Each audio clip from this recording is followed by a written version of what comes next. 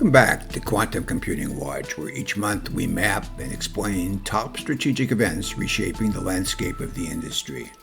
July 2026 delivered a turning point for the sector, with pivotal shifts unfolding simultaneously across hardware architecture, corporate development, and public policy.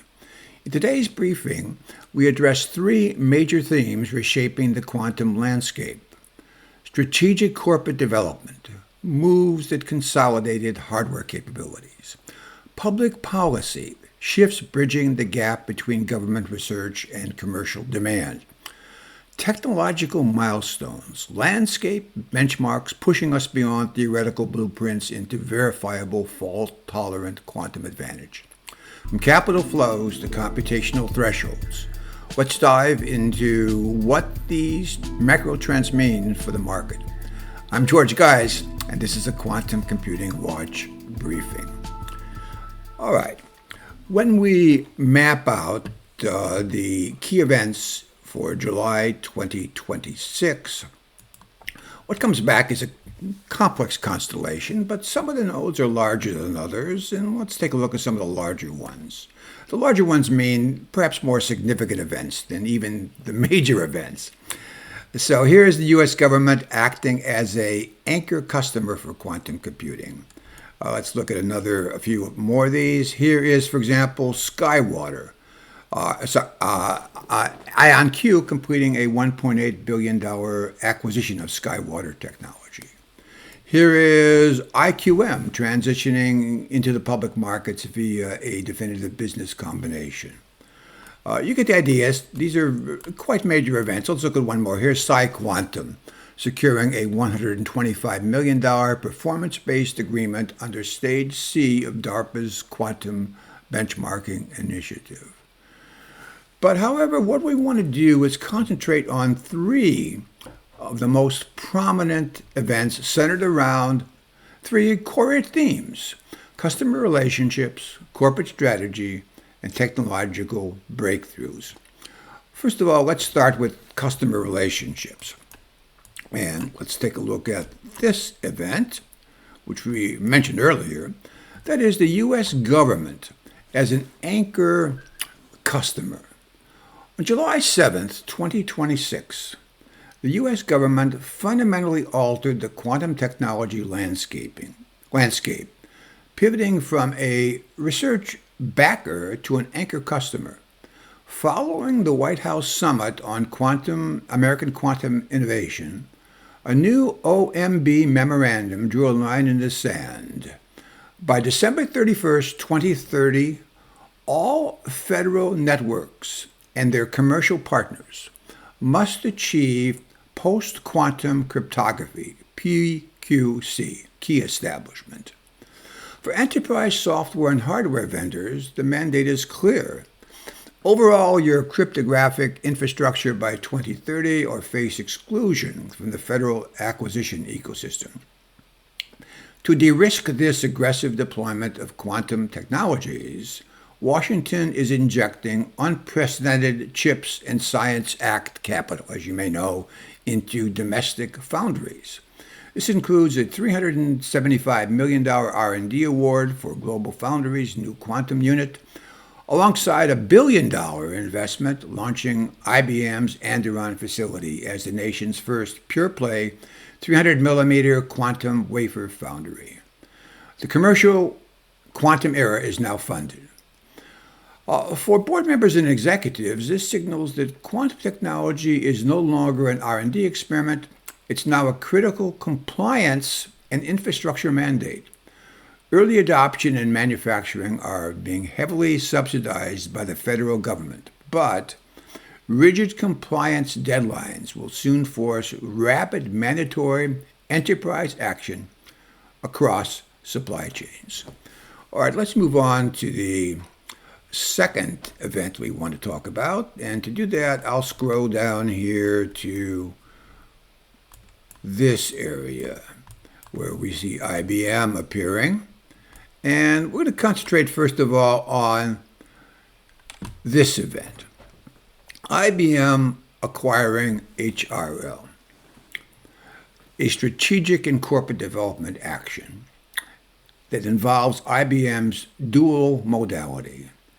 On July 23, 2026, IBM actively reshaped the quantum hardware race by acquiring HRL Laboratories, a premier R&D institution previously jointly owned by Boeing and General Motors.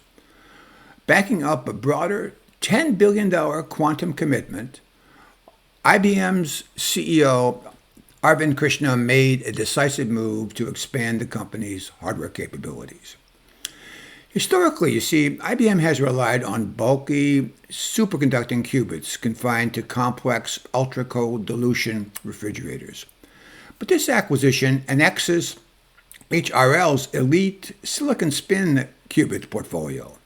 HRL has been successfully demonstrating recently a 18-qubit processor utilizing advanced cryo-CMOS fabrication techniques. Strategic advantage is clear. This technology utilizes the same manufacturing infrastructure used for classical semiconductors. By integrating HRL's ultra-dense, nanoscale silicon spin technology with its own superconducting legacy, IBM is establishing a shared manufacturing foundation at its new Andorran foundry. Operating two qubit modalities allows IBM to hedge against the possibility that one hardware path hits insurmountable scaling limits. All right, for boards and executives, this acquisition illustrates the advantage for hardware diversification in a rapidly maturing market.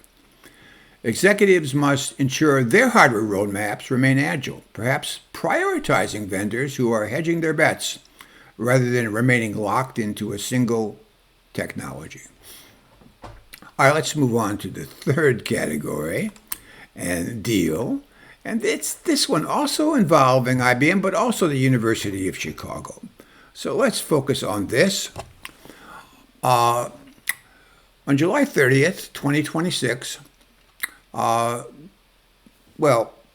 this event means essentially that quantum computers must generate results you can trust. But if the system is solving a problem too complex for any traditional superconductor to handle, how do you verify that its answer is correct? And that's why we come to this event on July 30, 2026. IBM and the University of Chicago crossed a definitive threshold, achieving verifiable quantum advantage utilizing 70 error-corrected logical qubits. The system executed a highly complex calculation in just 15 minutes, a task that would require an infeasible amount of time on leading classical computing methods. This breakthrough establishes computational advantage on logical circuits rather than noisy, error-prone physical qubits. Historically, validating quantum outputs required classical systems to check the math, a method that collapses at enterprise scale. By employing a novel encoded architecture that actually detects and suppresses errors, this system provides statistical confidence without relying on classical replication.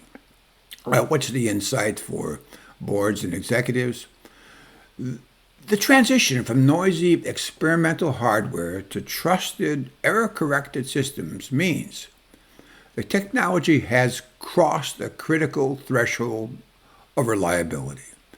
Enterprise leaders can now begin identifying high-value, computationally intractable workflows, such as logistics routing, material science, or financial modeling, to integrate quantum systems confident that the outputs will be accurate. All right, let's summarize everything. The market events of July 2026 accelerated the commercialization of quantum computing across customer, strategic, and technological fronts. We're witnessing a synchronized evolution. Number one, the U.S. government is forcing market maturity through absolute compliance mandates and billion-dollar infrastructure injections. Number two, Corporate titans like IBM, and IBM's not the only company doing this, but they're aggressively consolidating dual-modality hardware to address scaling bottlenecks. 3. The technology itself has crossed the Rubicon, proving it can deliver trusted, fault-tolerant solutions to problems classical computers cannot touch. For enterprise executives, a wait-and-see era is over. The supply chain is funded, architectures are hybridizing, and the hardware is fully delivering trusted advantage. Thank you for joining me in this episode of Quantum Computing Watch. Subscribe to stay tuned and stay ahead of the quantum curve.